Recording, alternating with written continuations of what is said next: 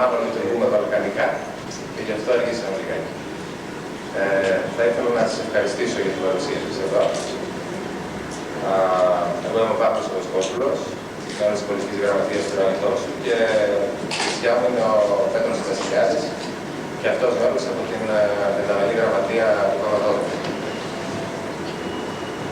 Θα ήθελα να σας πω καταρχήν δύο λόγια για αυτή τη συνέντευξη. Θεωρήσαμε χρήσιμο να πραγματοποιήσουμε τη συνέντευξη αυτή στην Αθήνα, γιατί θεωρούμε σωστό ένα τέτοιο ζήτημα σαν το ζήτημα της μακεδονικής μειονότητας στην Ελλάδα να το θέτουμε πρώτα σε κεντρικό επίπεδο κάτω και σε δευτερεύοντα ίσως πάνω στα μέρη μας. Γιατί ακριβώς πιστεύουμε ότι είναι αυτά τα ζητήματα πολύ σημαντικά για την δημοκρατία στη χώρα μας. Ξεκινώντας, θα ήθελα να πω ότι η αφορμή για αυτή τη συνέντευξη είναι η συμμετοχή αντιπροσωπείας του Ουράνιου Τόξου στις εργασίες της Ευρωπαϊκής Κοινοβουλευτικής Ομάδας των Πρασίνων και της Ευρωπαϊκής Ελεύθερης Συμμαχίας, που πραγματοποιήθηκαν στις 11 και 12 Μαΐου. Να πω δύο λόγια γι' αυτό. Η Ευρωπαϊκή Ελεύθερη Συμμαχία και η Πράσινη είναι κοινοβουλευτική ομάδα. Είναι η τέταρτη σε δύναμη στο Ευρωκοινοβούλιο. Η Πράσινη είναι 38 ευρωβουλευτές και η Ευρωπαϊκή Ελεύθερη Συμμαχία έχει 10 ευρωβουλευτές. Το Ουράνιο Τόξο εδώ και ένα χρόνο έχει το καθεστώς του μέλους παρατηρητή στην Ευρωπαϊκή Ελεύθερη Συμμαχία, όπου είναι ένας συνασπισμός μειονοτικών και περιφερειακών κομμάτων.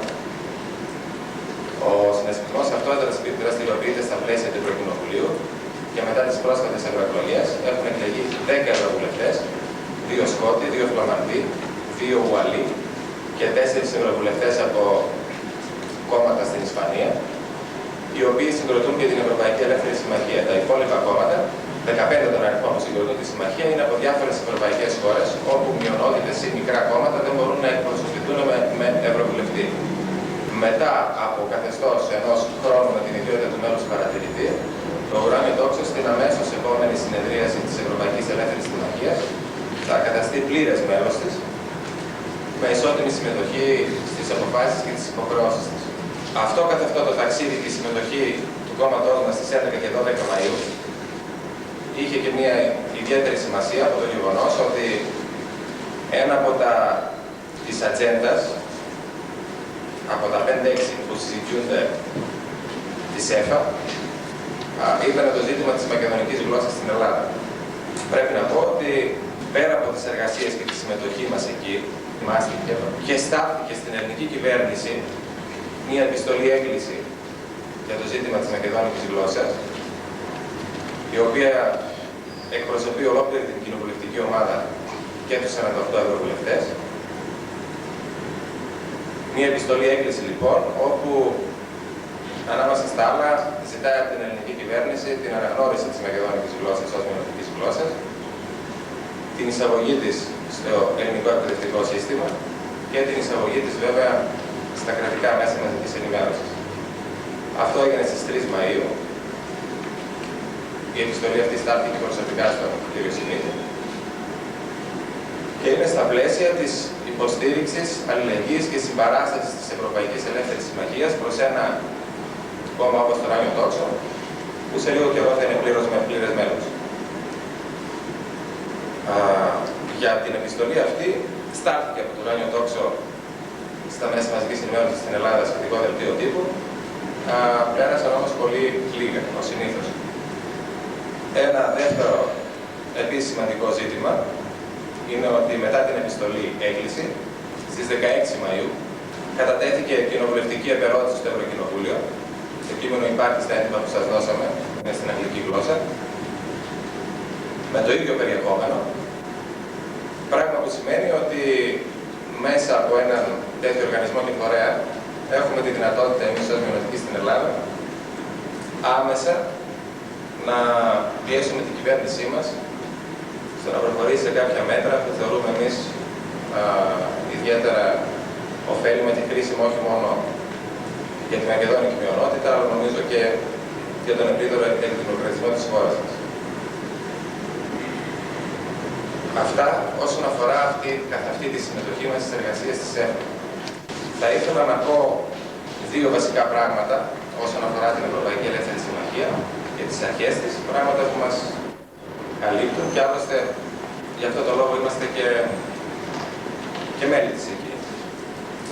Δύο από τα βασικά πράγματα που υποστηρίζουν όλοι αυτοί οι μικροί πολιτικοί οργανισμοί, που είναι συνεχισμένοι εκεί, δύο από τις αρχές τους, είναι η οικονομική αποκέντρωση, δηλαδή η περιφερειακή οικονομική αυτοδιαχείριση σε πανευρωπαϊκό επίπεδο, και φυσικά ο σεβασμός κάθε πολιτισμού, γλωσσικής, πολιτιστικής ή όποιες άλλες ιδιαιτερότητες. Είναι από τα βασικά στοιχεία και από τις βασικές αρχές. Αρχές βέβαια με τις οποίες συμφωνεί και το Ουράνιο Τόξο. Όσον αφορά τα πράγματα στην Ελλάδα αυτά καθ' αυτά τώρα, που είναι νομίζω ιδιαίτερα σημαντικά. Θα ήθελα να επισημάνω τρία πράγματα και στη συνέχεια θα ήθελα να υποβληθούν ερωτήσεις ή να γίνει ένας διάλογος για το ζήτημα αυτό. Πρέπει να πω ως μέλος της πολιτικής γραμματείας ότι θεωρούμε πως τα ζητήματα τα μειονοτικά είναι ζητήματα κεντρικά, είναι ζητήματα δηλαδή που πρέπει να λύνονται από το σύνολο της ελληνικής κοινωνίας. Εμείς δεν πιστεύουμε ότι αν γίνομαι 10, 20, 50.000 συνειδητοποιημένοι μειονοτικοί ότι θα λυθούν τα προβλήματα των μειονοτήτων στην Ελλάδα, πολύ δε περισσότερο ότι δεν θα λυθούν τα ζητήματα σεβασμού της διαφορετικότητας. Δεν είναι εύκολο δηλαδή απλώς και μόνο μέσα από τη δράση των μελών μιας μειονότητας να προχωρήσουμε σε έναν μεγαλύτερο εκδημοκρατισμό της χώρας μας.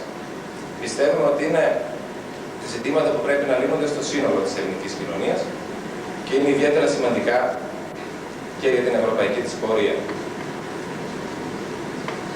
Δεύτερη αρχή, την οποία τηρούμε ως πολιτικός φορέας και νομίζω είναι από τους βασικούς άξονες του τρόπου με τον οποίο δραστηριοποιούμαστε, είναι ότι σαφώς τα μειονοτικά ζητήματα δεν πρέπει να γίνονται αντικείμενο διακρατικών ή άλλων σχέσεων ή συναλλαγών. Αυτό το λέω γιατί σε κάποιες περιπτώσεις στις οποίες απευθυνθήκαμε στα μέσα μαζικής ενημέρωσης και πέρασαν κάποιες επιστολές ή κάποιες θέσεις μας, υπήρξαν και σχόλια του στυλ «Τώρα που τα βρίσκομαι με την Φυρόμ ή με τα Σκόπια, τώρα βρήκατε να στείλετε κάποια επιστολή, τώρα βρήκατε να μιλήσετε.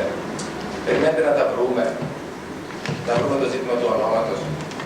Χαρακτηριστικό είναι ότι πριν από 3 μέρες δώσαμε συνέντευξη τύπου στο τοπικό ραδιόφωνο στη Φλόρινα, το οποίο εκπέμπει και περιφερειακά. Είναι το κρατικό ραδιόφωνο και είναι η πρώτη φορά που δεχτήκαμε πρόσκληση να μιλήσουμε. Όπου μετά από τη συνέντευξή μας, οι 2 τοπικοί βουλευτές συνεχώς επαναλάμβαναν το ζήτημα των σχέσεων με το γειτονικό μας κράτος. Λοιπόν, για μας δεν τίθεται τέτοιο ζήτημα. Δεν είναι τα μειονοτικά ζητήματα και δεν πρέπει να τίθενται στη βάση διμερών σχέσεων ανάμεσα σε 2 κράτη. Οι πολίτες ενός κράτους οι οποίοι ανήκουν σε μια εθνική, γλωσσική ή όποια άλλη μειονότητα είναι πολίτες της χώρας αυτής και σαφώς τα ζητήματα πρέπει να λύνονται μέσα στη χώρα και να μην εξαρτώνται από τις σχέσεις της χώρας μας, της Ελλάδας συγκεκριμένα, με τη γειτονική δημοκρατία της Μακεδονίας. Δηλαδή, μια βασική αρχή την οποία πάντα σεβόμαστε και τηρούμε είναι αυτή. Δεν θέλουμε δηλαδή να εξαρτηθεί η πολιτική στα μειονοτικά στη βάση των διακρατικών σχέσεων.